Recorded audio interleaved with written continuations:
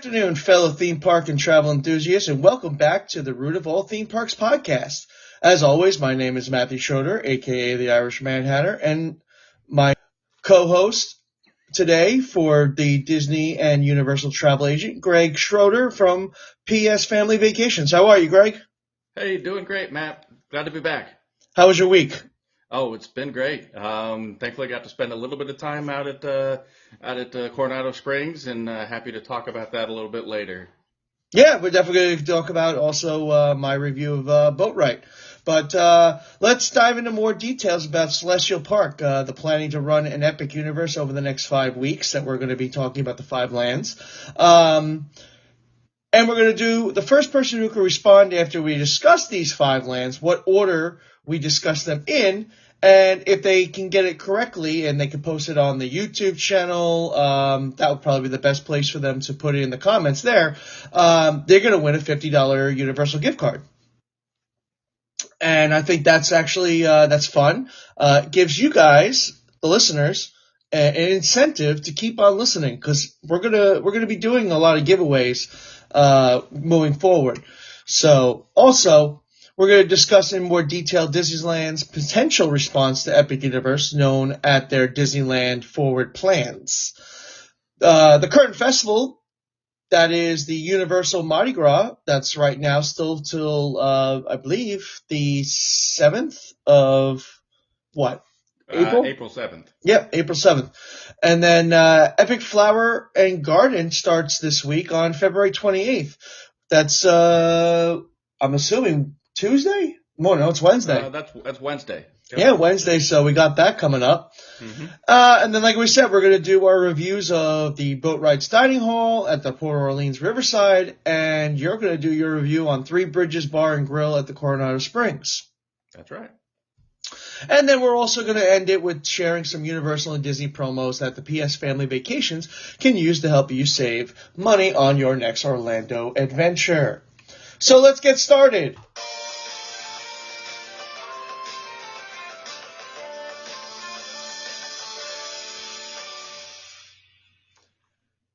So before we get started, I wanted to share that the Root of All Theme Parks is proudly sponsored to you by PS Family Vacations, the dreamers of your next magical getaway. If you like to support our content and either not sure where to start your own vacation planning or just don't have the time, please consider benefiting from the experience and enthusiasm of any of the incredible PS Family Vacation travel agents. We know you can book a vacation yourself. However, with the support of an experienced agent, we guarantee you'll be more prepared, more knowledgeable, and satisfied with your overall trip. Always completely free. So start your theme park, cruise, an all-inclusive resort, or European adventure today at psfamilyvacations.com. So we're going to... Ready for Epic Universe again. Yeah.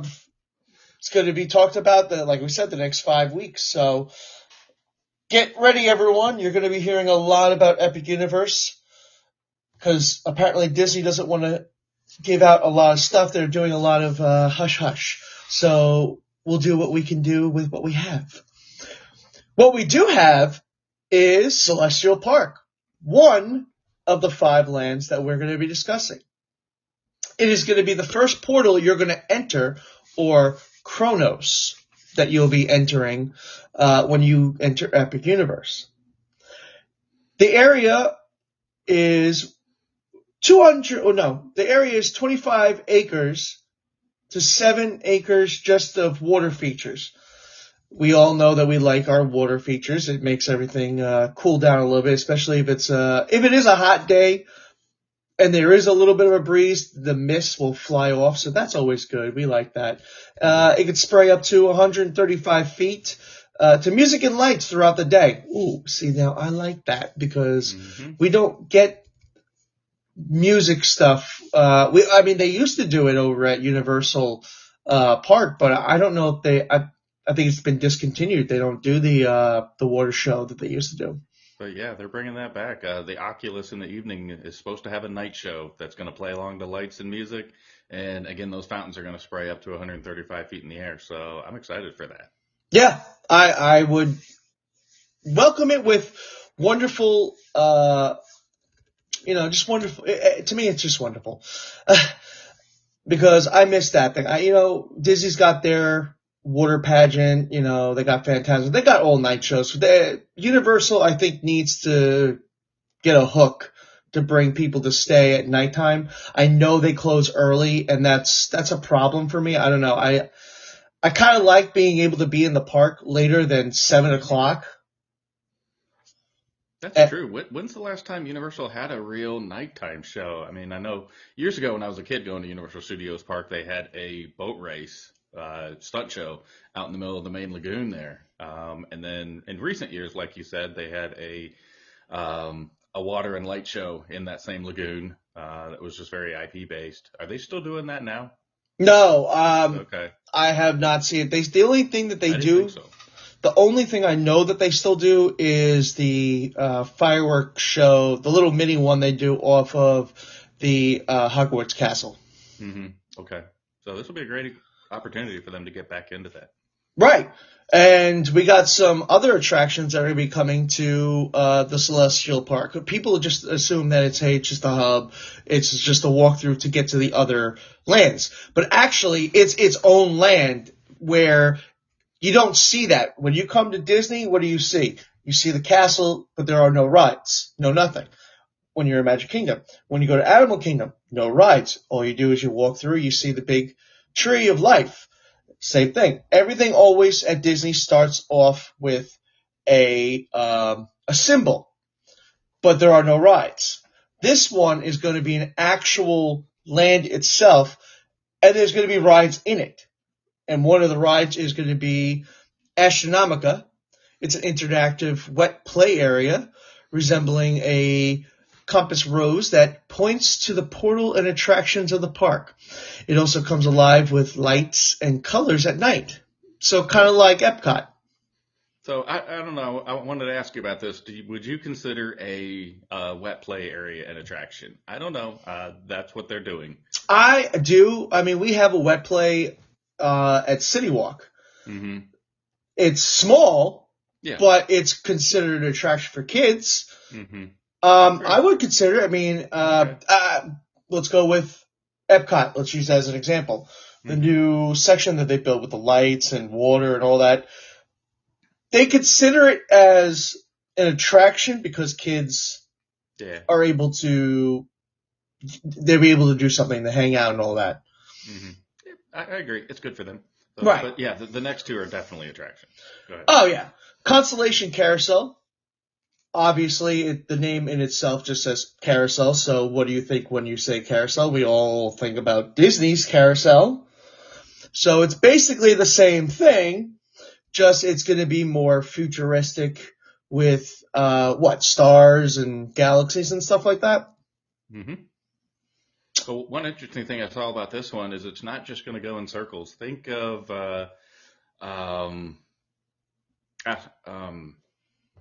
in Toy Story Land, the Buzz Lightyear. Alien swirling saucers. Yeah. Think about that one. That's what this is gearing up to be. It's there's several smaller circles inside of a larger carousel circle. So yeah, they're going to move in all different directions as they go around. So it looks pretty exciting. Ah, man, see, I like that. That's pretty. So it's it's a carousel with a teacup feel. That's another good analogy. Correct. Yeah. I like that. Mm-hmm. And then I believe there'll be some that are not on the smaller circles. So if you're looking for a gentler ride, you can have that opportunity. But if you want a little bit more thrill, then you can go into one of the smaller circles that may have a little bit more of a whip to them. Well, yeah, and then like I said, I was about to say, and I apologize for interrupting, but it was that they will have probably seating for those who don't want to be whipped around and all that. Mm-hmm. Just like which one is it? There is a ride. The carousel has it at Disney where they have just regular bolted seats where they don't go up and down, little benches. So they'll be able to have that. So you'll still be able to go with your family and have fun. Mm-hmm. The other one is this roller coaster, which is shaped like Dueling Dragons. Starfall Racers. You were actually touching upon that last week. You were the one who actually told me about the name in the podcast. So I don't know if you want to talk about this one. Yeah, this one is it's meant to kind of embody that you're riding on a comet. It's a dual launch coaster, like you mentioned, similar to what Dueling Dragons used to be. It's going to launch up to 62 mile an hour and reach a maximum height of 133 feet, and it also has 5,000 feet of track. So it's a fairly long coaster. So definitely looking forward to that. The coaster is going to feature what they are calling a celestial spin. What that is the two cars are going to kind of rotate around each other at a pretty intense point. So, and the other cool thing about this is at night, there are not going to be any uplighting towards this coaster, because the theming, they want it to look like the lights that are on the coaster are creating a comet effect as they're sliding by. So you're going to be able to see this from inside the Celestial Park, seeing the kinetics and the atmosphere of the area of these comets flying by. So really excited for this. Yeah, I mean, like I said, that was the first coaster that they were building. I think that was the foundation when they were started everything, because that was the first thing we all saw. And all the pictures of all the drones and everything, that was the first thing we seen.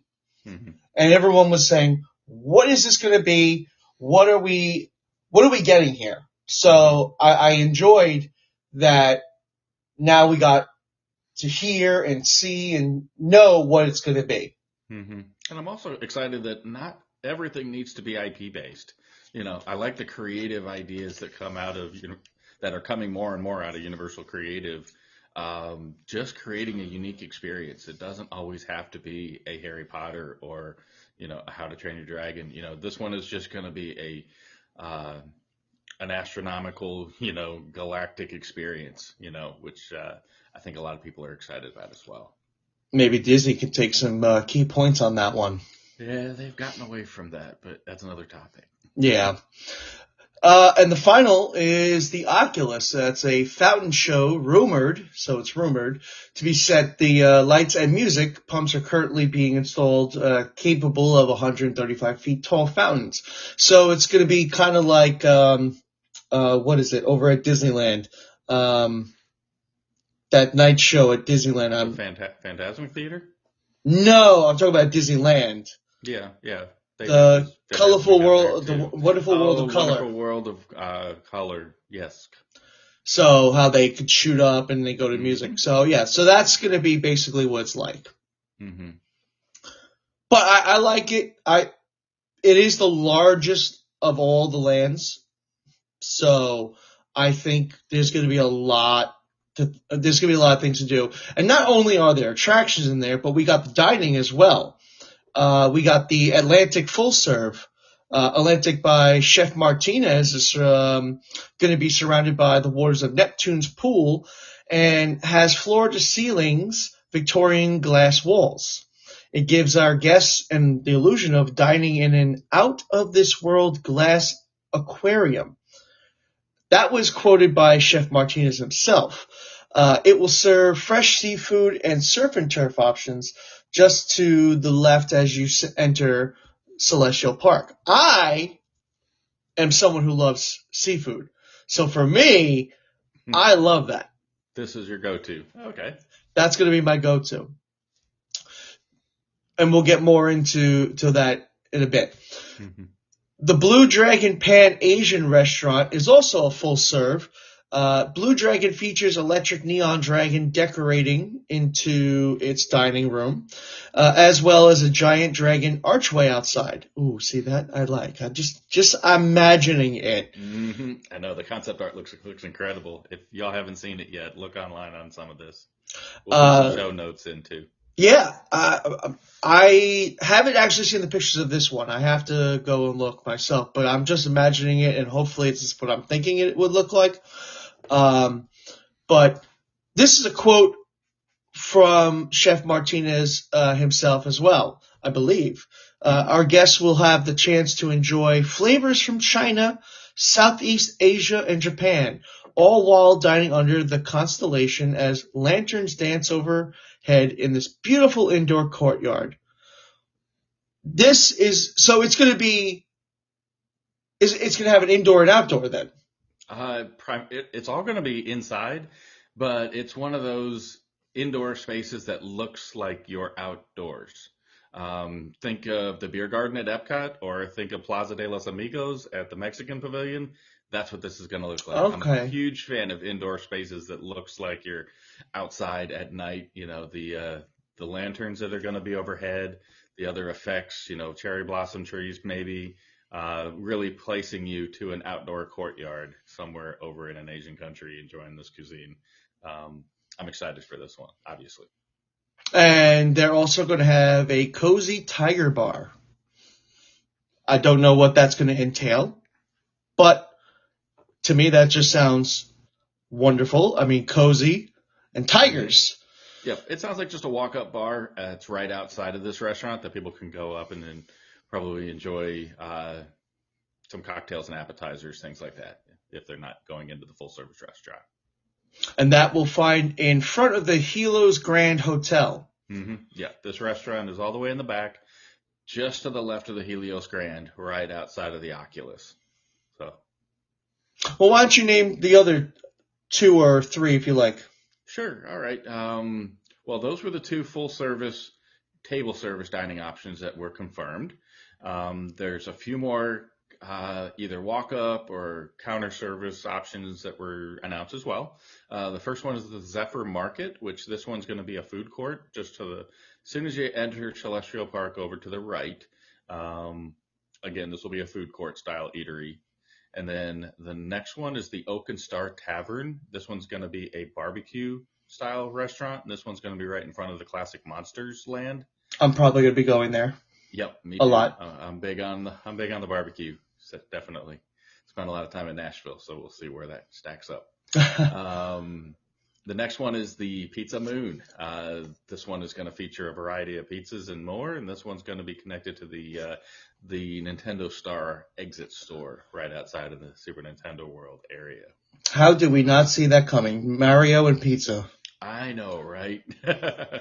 No, definitely an opportunity there that they thankfully didn't pass up. This next one I'm actually excited for because I'm wondering if it's going to be like the Chocolate Factory at City Walk. I don't think so. This one looked like it was going to be more of the fudge shop. As you walk into Islands of Adventure, there's a sweet shop just to the right there as you walk into Iowa.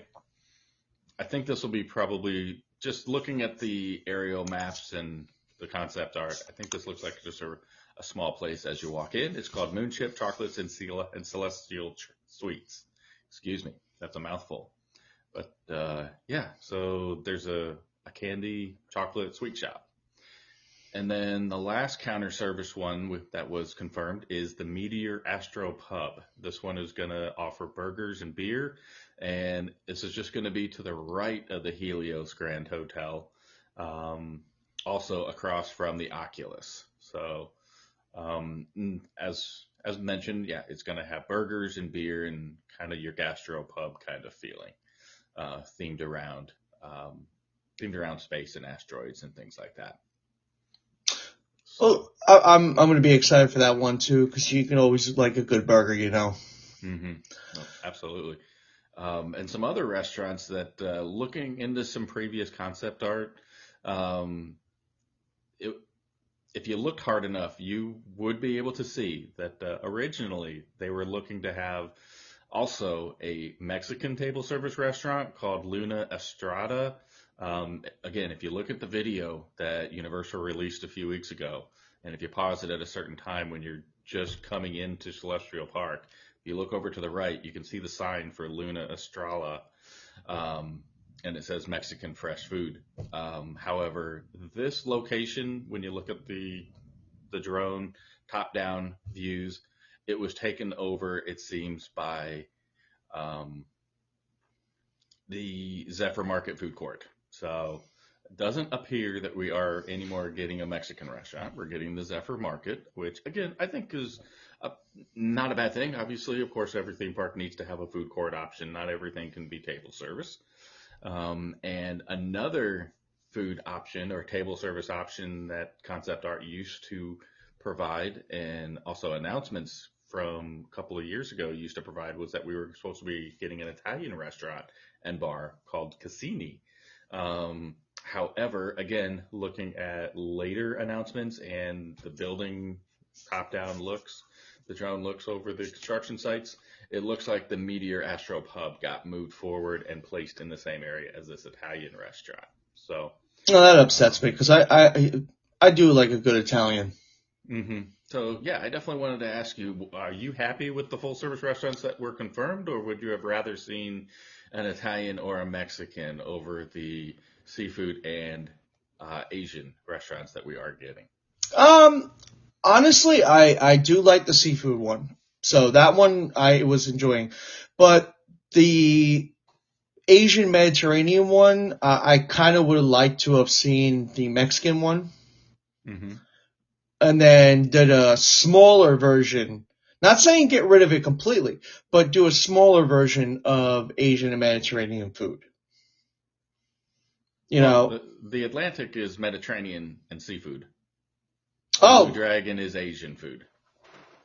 well, okay. Yeah. So I'm okay with the seafood in the Mediterranean. I like that because, like I said, I love seafood. But with the Asian, I think they could, because I don't think they have it over at Epcot, and I don't see it as popular. Nine Dragons. You're right. That's not one of the more popular restaurants. Yeah. Right. So that's what I'm saying is like I go past it, I never see it packed, and they even have a small quick serve, and that's never packed. So I guess because most people were like, well, we could just get Chinese food outside the park. We don't need to do that. We would like to see some things that we don't get. So you would have wanted to see the Blue Dragon Asian restaurant swapped out for the Mexican. Yeah, and I think they could do the Italian and the Asian in a smaller venue, as in like a quick serve. Yep.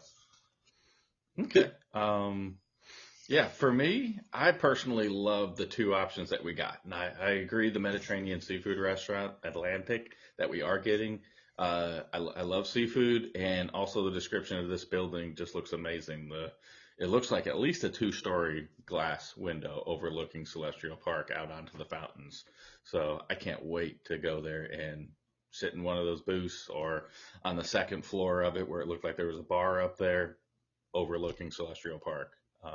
Can't wait for that. And I personally I'm really looking forward to the Blue Dragon Asian restaurant that it sounds like they confirmed.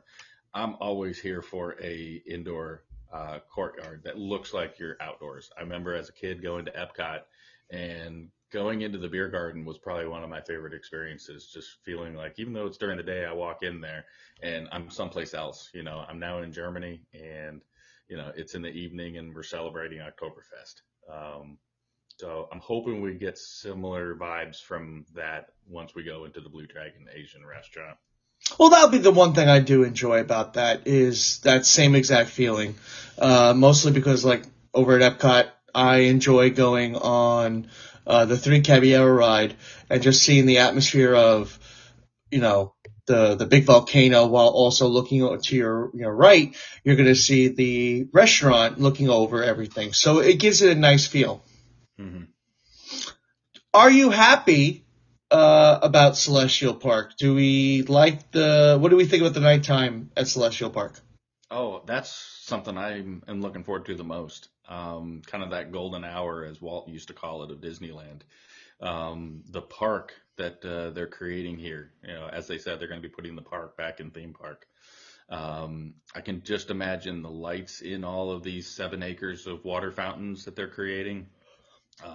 Just the autistic sounds of the waterfalls that are going to be created here, the wandering pathways. I think they tried to create that in the Communicore, in that new area behind Spaceship Earth, Celebration Gardens. I think they tried to create that there, but as we all know, or a lot of us think, that was kind of missing some fountains. It was kind of missing some water effects. So I think they're doing it right here at Epic Universe, that bringing the park back into theme park. I enjoy the theme parks at night. I don't know why I prefer going to the parks at night. I just went to Disneyland. I went to Magic Kingdom last night. Love it because it's cooler.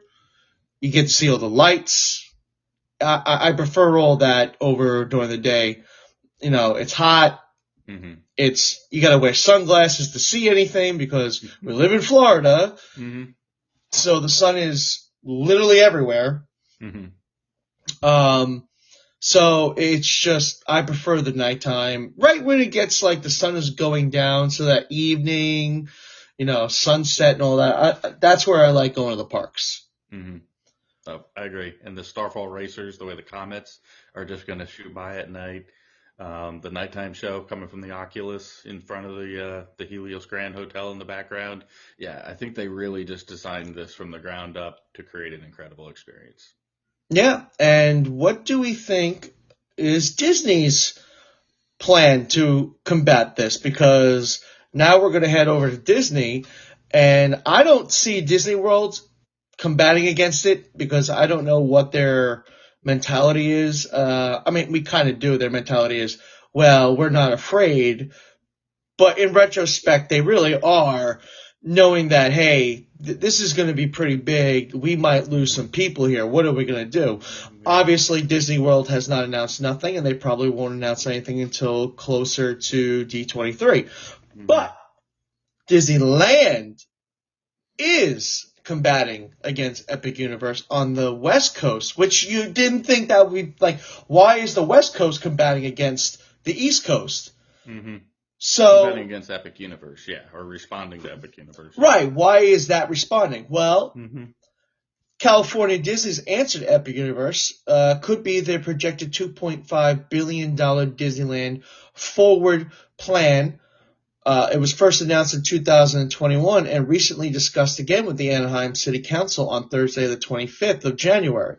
So not even that long ago. So exactly a month ago today. Mm-hmm. The week before Universal broke their groundbreaking video on January 30th, which also Epic Universe. Yeah. exactly, which happened to be the national plan for a vacation day. If you haven't seen the graphics for this, I encourage you to check it at DisneylandForward.com. You'll be able to see the graphics and the plan moving forward for Disneyland's view. Essentially, it's an exciting expansion utilizing the remaining flat parking lot space west of the Disneyland Drive and south of Magic Way. I have been to Disneyland a bunch of times. There is a lot of space.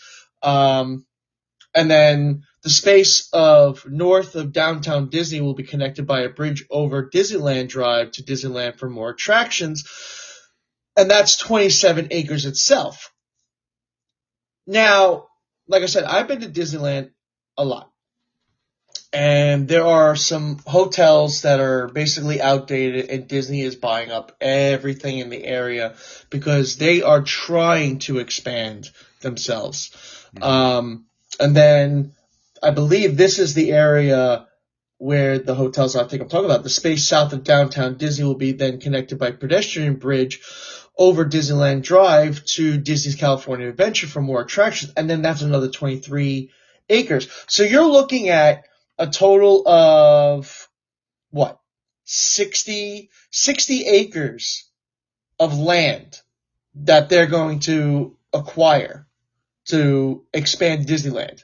Well, they're not going to acquire this land. These are existing parking lots that are north of downtown Disney and south of downtown Disney. Oh, so these are what they already own. These are existing parking lots. Yeah, they already own this, just north and south of where the hotels are, just west of the parks. So this is actually, okay, so this is not including any of the actual hotel land that they're buying up. Nope. No, the hotel land that they're buying up on the east side of the property, that is mainly for a pedestrian access over to a new parking garage that needs to happen over there if they're going to expand any further. Of course, their goal with these expansions is to bring more attractions to both Disneyland and Disney's California Adventure. And the more attractions means more capacity, and that, of course, brings more parking. So, again, what you're referring to is on the east side of the property. There will be a pedestrian bridge over to a larger parking garage. And then south of that, we'll get into some expansion opportunities down there in a moment. Okay. I like that. I like that. The potential proposed IPs, and here we go again with the IP thing, is Disney is all about the IPs, whereas Universal is steering away from that because they have the other two parks where they can use their IPs. I think Epic Universe is going to be its own thing in its own right, and that's where they're going away from the IPs. But on January 25th, the meeting with the Anaheim City Council, the IPs that are proposed is a Fantasy Spring Lake, which was the one that they opened up in Tokyo in June of 2024. They're about to open. Oh, they're opening up in June 24. I'm so sorry. I'm already jumping ahead to June. Don't we all want summer? Which is about 20 acres and is expected to include attractions from Tangled, Frozen, and Peter Pan. Thank you. I just love that. Thank you, Disney. If you could get a Tangled attraction, please get it, because I'm sick and tired of it that it's just a bathroom at Magic Kingdom. And yeah. And Tangled deserves more. I agree. And then that one time I was at Magic Kingdom, and again, it was at nighttime. This was actually the last time. There's Rapunzel meeting in front of her bathroom, and I'm like, what is she doing here? Why is she meeting in front of her bathroom? She's doing dancing. They actually use the music. They turned the music down in the by Small World and Peter Pan to build the speakers full 100% so that they could do the dancing from the actual movie. So she was dancing with the kids, and I'm like, it's great. Don't get me wrong. I think it's great she's interacting. But why are we having her dance literally in front of the women's bathroom door? Yeah, I'm kind of mixed feelings on that, because the background of that area does look pretty impressive. So from that perspective, I can see why they'd want to utilize that area. But yeah, when you take one little step deeper, you realize that, that entire area is primarily meant to be bathrooms. And if you want to see that video, listeners, I have the video. I recorded it on my TikTok at the Root of All Theme Parks TikTok. It's there. You could watch. It's one of my videos that is blown up because people are like, wow, why is she dancing at her bathroom? She's supposed to be in the castle. So I found out that she was taken out of the castle, and I heard that Ariel was moved in. So just for that day. I don't know what was going on with the princesses that day. They must have had like a meeting or something. I don't know. But for some reason, they changed it for that day. And I was like, man, she deserves better. I think she's still very popular. She actually, I believe, if I'm 100%, Disney Plus has had more shows and stuff for Tangled than they have any other princess, if I'm correct. Because I think they had the TV show, they had the 3 short films, they had the 1 film, the regular Tangled film. So yeah, I believe that's all they have. So I think she deserves a lot better. Frozen. So yeah, that's one option that could come there, is that Fantasy Springs Lake area that's coming to Disney Sea. I think Frozen needs to die down a little bit. I know that we're getting a Frozen 3 and 4 announced by Iger. The same day that he announced that Disney does too many sequels, but he announced 2 more. So I think Frozen needs to die down. Now, granted, my daughter is now, according to her mother, is obsessed with Frozen now. I was kind of hoping to keep her away from that, but couldn't do that. Now, another Peter Pan land, that will be great. I think it needs to go back. The other proposed is a Zootopia themed land that they've already opened in Shanghai Disneyland. I've seen those, and I 100% am for it. The theming done there was done very well. It's impressive. And I think that needs to come here at Animal Kingdom. That's the only place you could put it. I'm sorry. The other IP considered for Disneyland Forward include Black Panther, Tron, and Toy Story. I'm kind of hoping that they're not going to bring Tron Light Cycle to Disneyland. No offense, I like the ride. It's too short. People have already complained here about it, and it took them 5 years to build it. Mm-hmm. Now, granted, it was 5 years because of COVID and all that, but it still took them longer than it was supposed to. Mm-hmm. Tron can stay here. Toy Story, they got the Toy Story area. Maybe we have that here too. I would say the Black Panther I'm for. Black Panther is probably the one I would look forward to the most. Yeah, it'd be something original. Over the last few years, Disney has a habit of creating something in one Disneyland park and bringing it to another. Obviously, the cost of Imagineering goes down when they've got something already that they can easily transplant. So I think Black Panther would be a great original attraction idea. The only problem I see with Zootopia coming to the Animal Kingdom is the Animal Kingdom was meant to be based around conservation, not just animals. And I think that's the biggest reason Joe Rohde over the years has frowned on that idea of Zootopia coming to Animal Kingdom. And then Toy Story, like you said, they already have a Toy Story area over there at DCA. They've got Pixar Pier, which again is kind of a more generic Pixar. It includes more than just Toy Story, but I don't know. I just think they have enough Pixar at DCA. I hope they use that expansion plot to the west of DCA for probably something more original like Black Panther. Yeah, and we got some other IPs now. I mean, why don't we do something for Wish? Maybe like, I don't know, indoor dark ride where you're on a star going through the story, something like that. Mm-hmm. But long-term unconfirmed plans also include the speculation of a possible third theme park coming within the Toy Story Land parking lodge towards the southeast of the Disneyland Resort.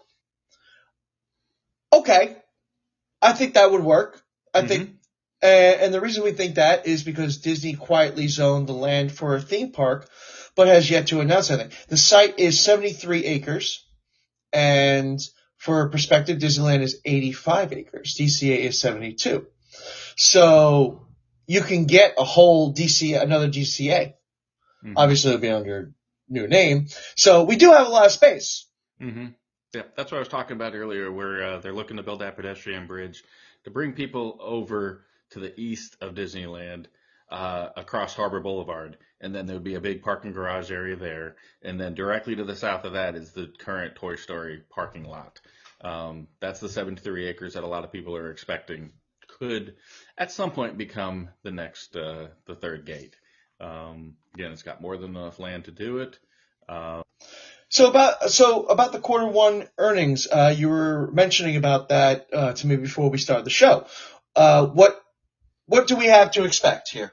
Yeah, the reason we feel that Disney should realize that they need to really start expanding domestically at their theme parks is the Q1 earnings call confirmed, as we already know, that the theme parks are what's bringing in the money for the Walt Disney Company. They're what people are spending their time at. And the interesting thing is that the domestic parks who haven't seen a whole lot of expansion over the years are not doing nearly as well as the international parks. And the international parks, as we know, in recent years, they've received the Zootopia Land at Shanghai. They've received World of Frozen at Hong Kong. And again, on June 2024, they're set to get Fantasy Springs at Tokyo Disney Sea. So I can't imagine Disney won't realize that investing in their parks does pay dividends financially back to them. Just that fact that they're noticing the domestic parks are not doing as well as the international parks. And they are being invested in a lot more. So, and I think that's why old Bob Iger has finally come back. When he took back over again from Bob Chapek was all about the media, the Disney Plus, movies, and all that stuff, and stopped worrying about the parks.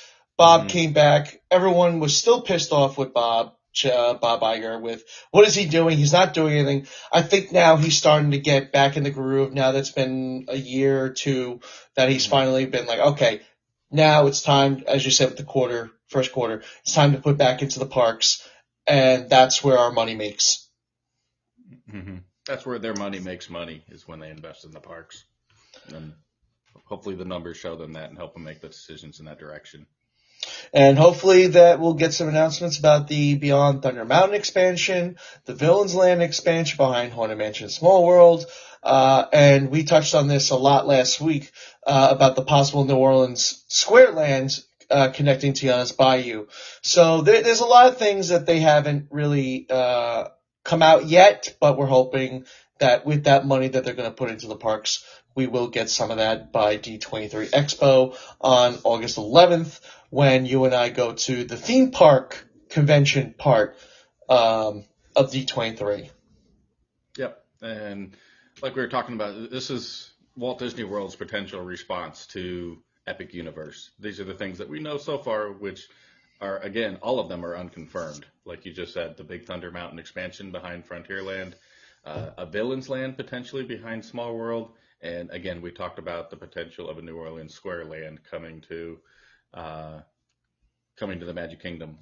Another one that we've heard some things about, but again, not confirmed, is the Tropical Americas announcement for Animal Kingdom to replace Dino Land. Now, this is an interesting one. Dino Land, something really needs to happen at this park or at this land for Animal Kingdom to ever become more than what's traditionally known as a half-day park.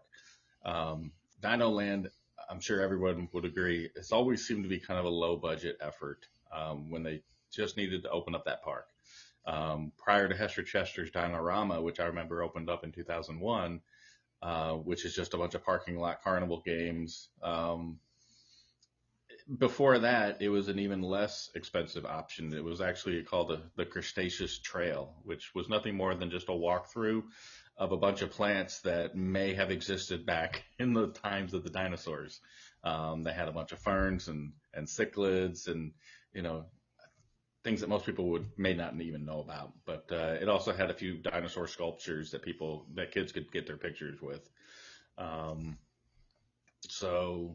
Yeah, in 2001, they upgraded it to add Hester Chester's Dinorama, and then in 2002, they added Primeval Whirl. So they tried to up it a little bit, but even now, it seems evident that that's an area of the park that's always really been neglected. It's never stood up to what Asia, Africa, and now what Avatar is doing for Animal Kingdom. And I'll be at Animal Kingdom in a couple hours. I'm probably going to go there just to end the night. I like Animal Kingdom at night too. Is like I said, I like night parks. I'm going to go see it at night. I like the Tree of Life lit up and all that. And I was going to actually go into that land to see if they have any updates of anything being done. Probably not. Yeah. I really doubt too. But the other great thing that they've talked about, again, not confirmed, is replacing the dinosaur attraction with an Indiana Jones and the Temple of Forbidden Eye-like attraction that they have out at Disneyland. Now, that's my favorite. Omni-Mover attraction. It's the same ride system, not Omni-Mover. This vehicle track system, it's the same as they're using right now out at Disneyland at the Indiana Jones. And the track layout here in Orlando at the dinosaur attraction is very similar. I hear it's only missing the main scene. If you've been on Indiana Jones before out in Disneyland, when you first enter that big room and there's a bridge that goes across the middle, we don't have that here in Orlando. But other than that, the entire track layout is extremely similar. So they've talked about reskinning that attraction to Indiana Jones, which definitely will fit into a Tropical Americas themed geographic land. So, again, I think all of these upgrades to that area of the park really needs to happen. Over the years, they've tried to invest. They tried to add Rivers of Light. We all know that didn't last very long, trying to get people to stay a full day. I think this will really go a long way if they can add a fourth land that people want to spend more time in.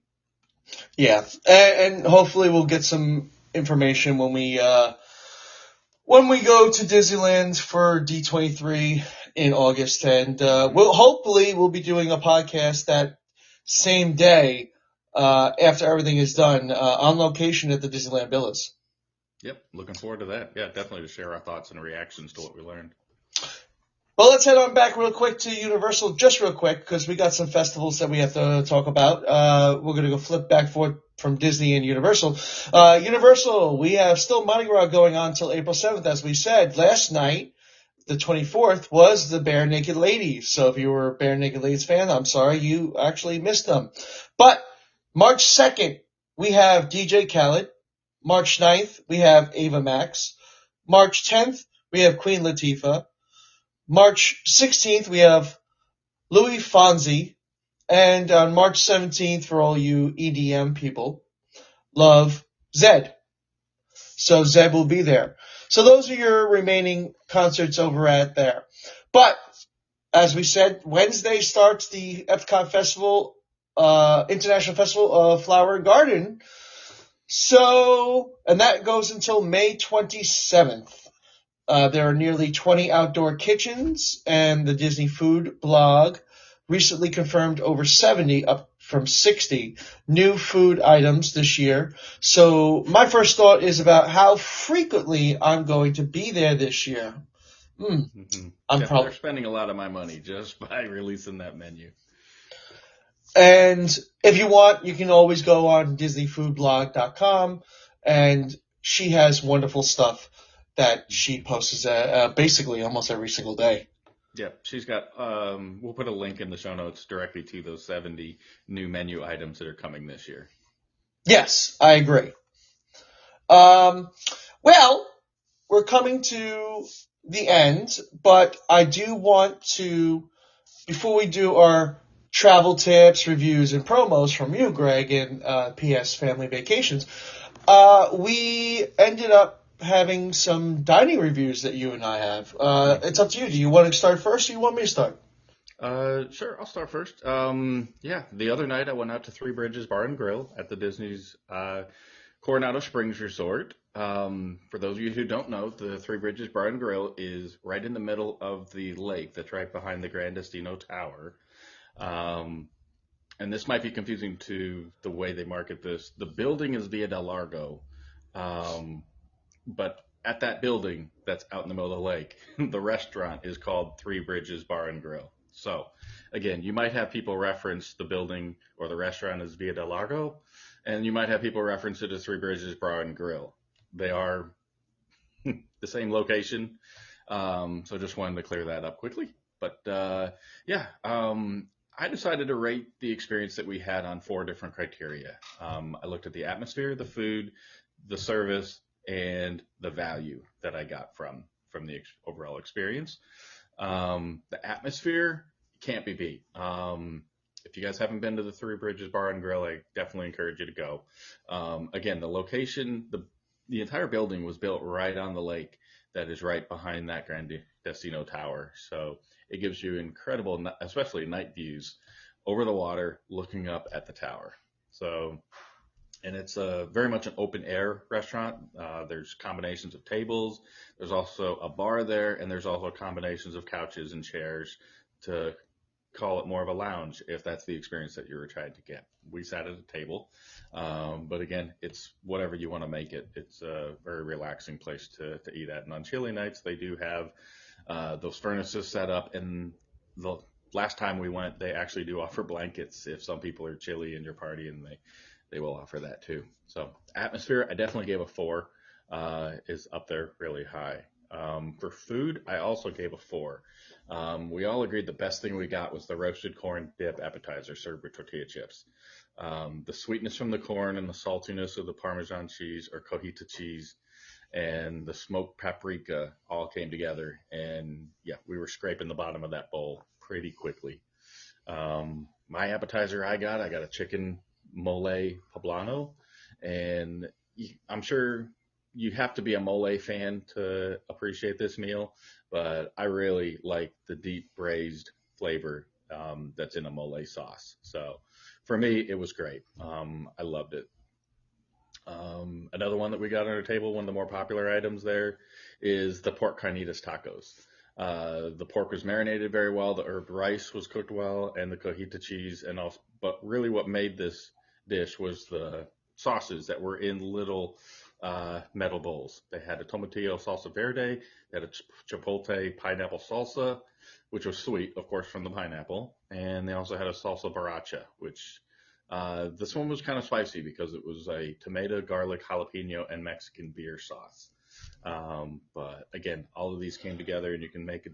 Every taco you made could be a little bit different based upon which sauce you used. So definitely recommend that option too. Service, we gave a 4, and the only reason we didn't give it a 5, if we were rating just our waiter, it would have been a 5 out of 5 on service. Our waiter was extremely friendly. He was also a former cast member like myself. He worked over in Fantasyland. I worked in Tomorrowland.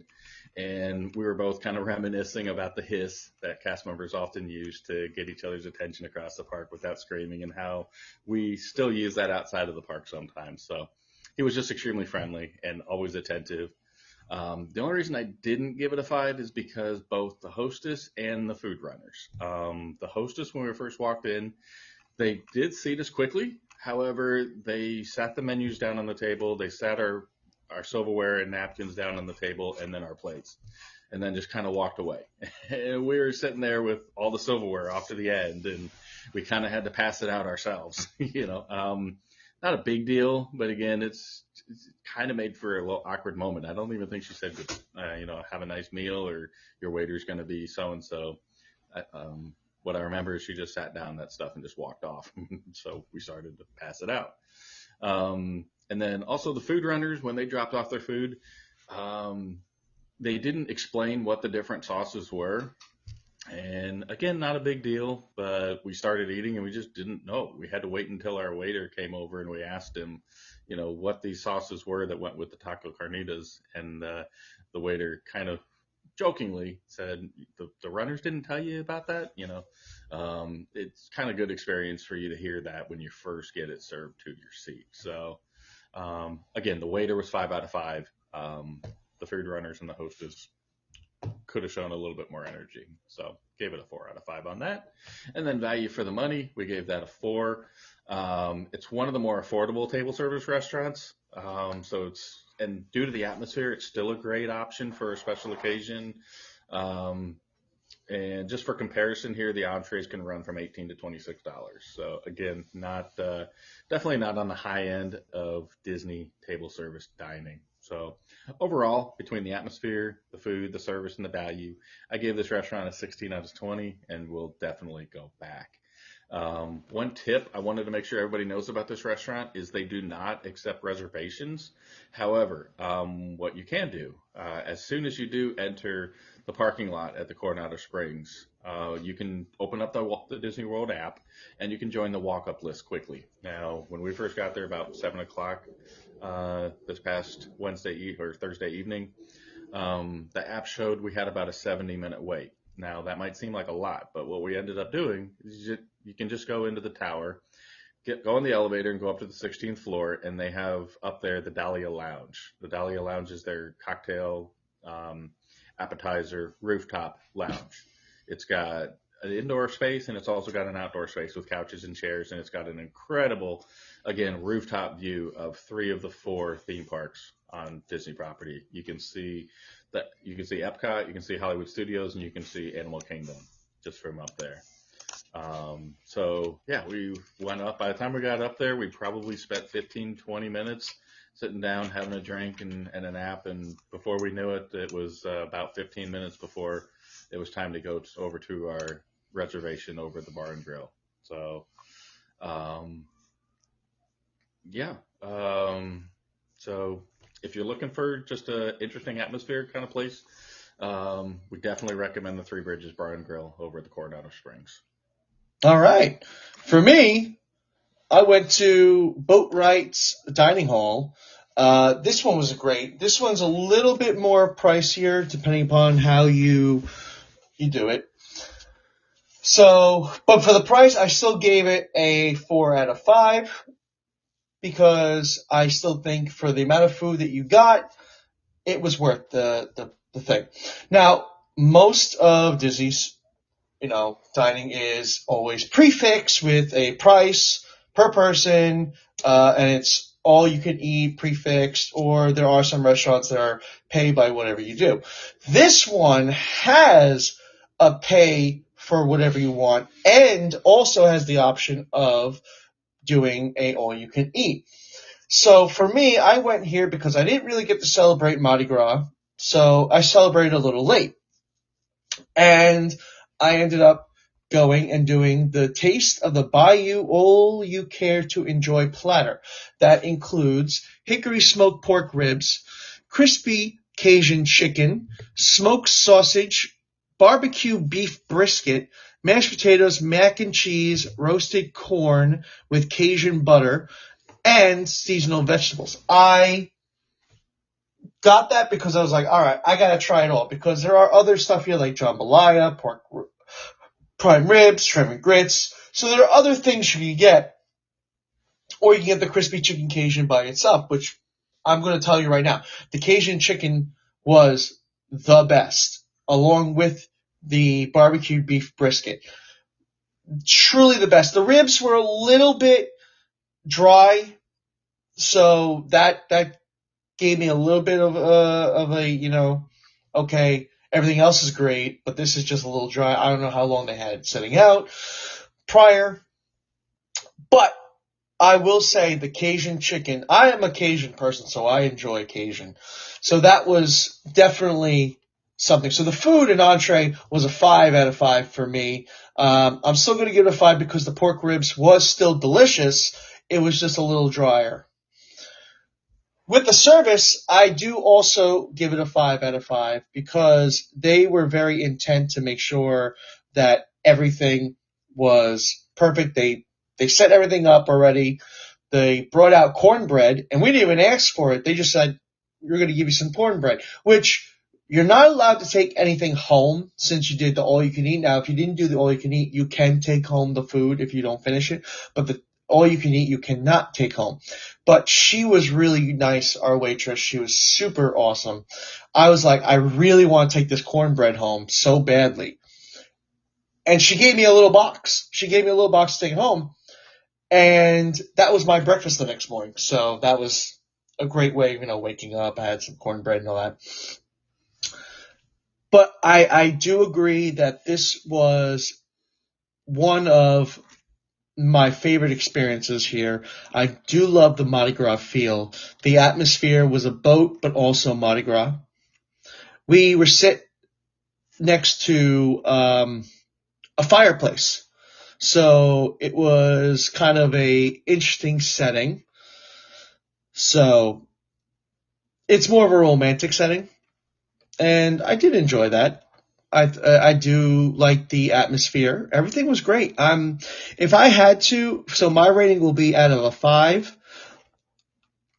I'm gonna tell everyone definitely go there because you have the Port Orleans Riverside, which is where it was located. So when you walk in, it's going to be down the stairs and to the left. But what's great about it is it's on the property with French Quarter, the Port Orleans French Quarter. And what we did after was we went to the French Quarter. We didn't walk because it was cold out and it was about a 15-minute walk.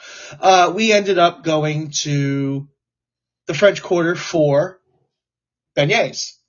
So they are the better beignets. So if I had to give out the whole Riviera, I'm sorry, I'm stumbling on my words here. If I had to give everything all together, I'd give it a 4 out of 5, maybe a 4.5 out of 5, just because it was such a good restaurant to go to. And if anybody gets a chance to, definitely book it.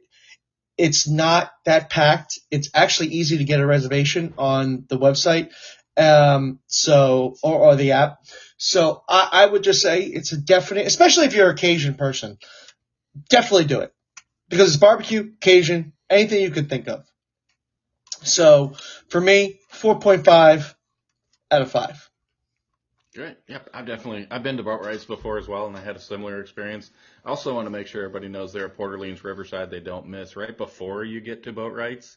As you're walking through the lobby, right to the left is where Yeehaw Bob performs. If you've got an opportunity ever to go in and enjoy a cocktail or even a soda, it doesn't matter, and watch Yeehaw Bob perform, you'll have a great time. Oh yes, he was performing too. That was really nice. We did watch that before we were called. Yep, he's definitely he's a Disney treasure. I hope he sticks around for a long time. Well, we come down to the end. Greg, you give us your promos.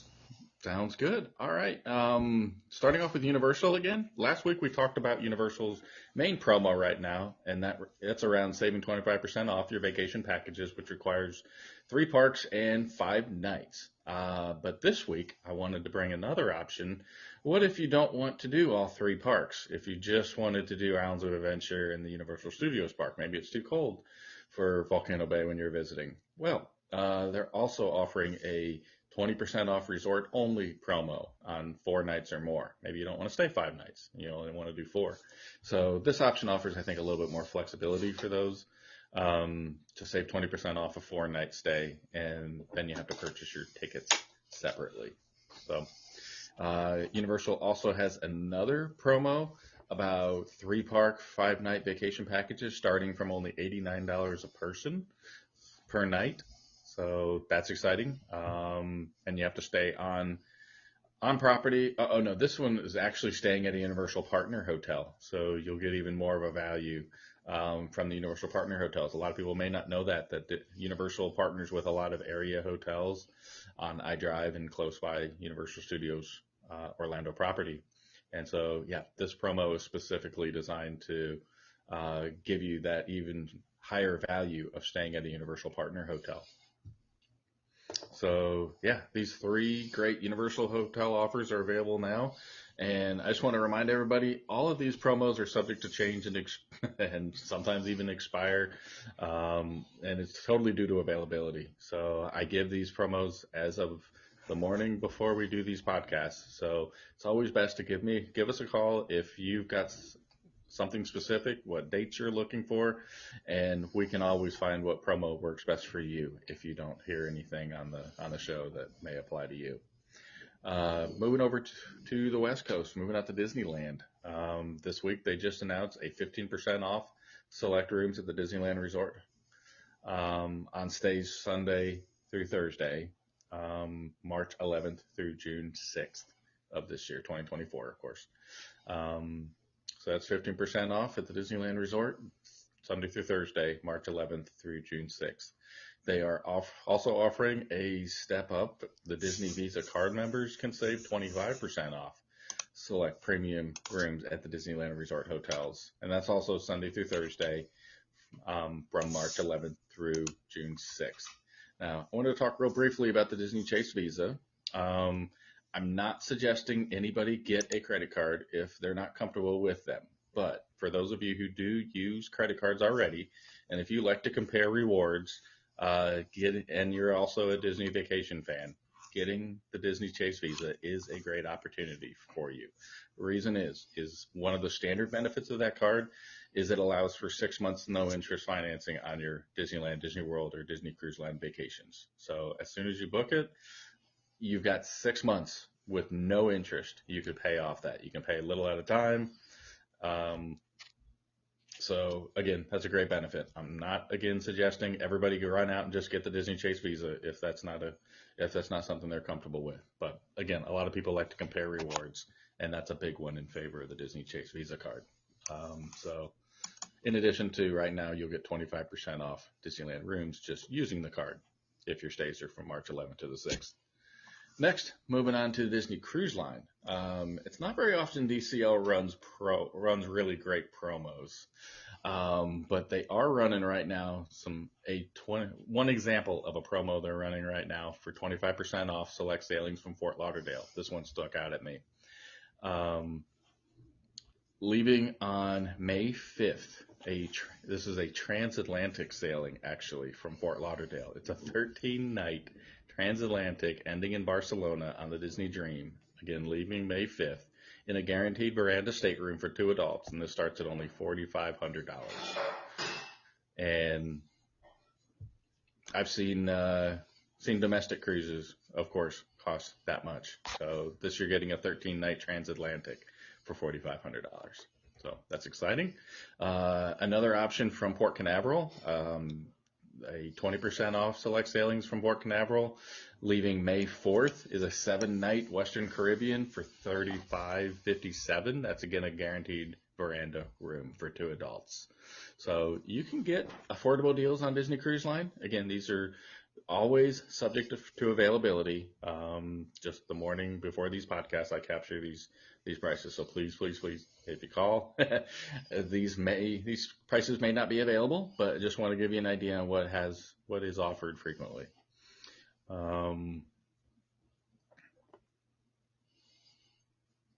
Yep. And last, I wanted to remind everybody, at least for Disney, for Disney Walt Disney World, if you're far enough out from traveling, most stays only require a $200 deposit, which with Disney, these are always fully refundable up to your final payment. Typically 30 days before arrival is when your final payment is due. Now, obviously that won't work if you're booking a trip that's less than 30 days out. But again, if you're looking to book a trip this summer and you have slight reservations that your dates might change or might adjust, please, my message is, please don't hesitate to put your $200 deposit down. And all you're doing is you're really locking in your favorite room, your dates, and that price. Again, if anything changes up to 30 days before you travel, that $200 deposit is fully refundable. I don't think everybody knows that. So you're not committing to really anything just by putting down a $200 deposit. So, and even up to 30 days before check-in, we can change those dates. So you've really got a lot of flexibility with that $200 deposit. So don't have a fear of commitment when you're thinking about your Walt Disney World vacation. When you put down that $200, just know that you can cancel or you can change your dates, and we'll work with you to make sure that you either travel, or if it's greater than 30 days, we get that refunded for you if anything does change for you. So call us up today, and we will, again, find what promo works best for you and your family. All right. I like those. Those are some good promos. If you have any, you want to get these promos, they do change, as he said. They might have different promos by the time, if you do call, these are gone. So There's always something new. Yep. And speaking of that, another great reason to not wait is if you book, put your $200 down. One of the great services of a travel agent such as myself is, we are constantly watching for the latest special offers and promos. Not something we understand that everybody else has either the time or the interest probably to do. But what that means is after you book your trip and just put your $200 down, if I find any promos that apply to your dates or your traveling situation, I can automatically apply that promo to your vacation and just let you know how much money, additional cash you saved. So that's another great benefit of going through a travel agent. All right, good to know. Well, before we wrap up, I want to remind you all the Root of All Theme Parks is proudly sponsored to you by PS Family Vacations, the dreamers of your next magical getaway. If you'd like to support our content and either not sure where to start your own vacation planning or just don't have the time, please consider benefiting from the experience and enthusiasm of any of the incredible PS Family Vacations travel agents. We know you can book a vacation yourself. However, with the support of an experienced agent like Greg, we guarantee you'll be a more prepared, more knowledgeable, and satisfied with your overall trip. It is always completely free. So start your theme park, cruise, all-inclusive resort, or European adventure today at psfamilyvacations.com. Well, that will do it for today. We'd like to thank you for listening and ask what you all thought of the content covered today. And don't forget that we do have that contest for the $50 Universal gift card. So don't forget about that. If you are listening and you can answer it in 5 weeks, what the correct answer is, in what order, we will give you the $50 gift card. So whoever's the first one, and we'll mark it by date and time and all that other stuff. Yep. This week we talked about Celestial Park. Again, over the next 4 weeks, we're going to talk about the other announced lands of Epic Universe. And like Matt said, if you're the first one to tell us in what order we discuss each of those lands over the next few weeks, you'll be the lucky winner of that $50 Universal gift card. So we look forward to seeing you back. Yes, and don't forget, like, share, subscribe to my YouTube channel, The Root of All Theme Parks, TikTok, The Root of All Theme Parks. I have the Facebook group, The Root of All Theme Parks. Anything you can figure out, it's under The Root of All Theme Parks. Sounds good. Well, I definitely look forward to this week getting out to the Flower and Garden Festival. Yes, so do I. So we'll have that on next week's episode. Mm-hmm. Well, thank you, Hatters. Thank you, listeners. Let's all remember to subscribe, and I'll see you all next week.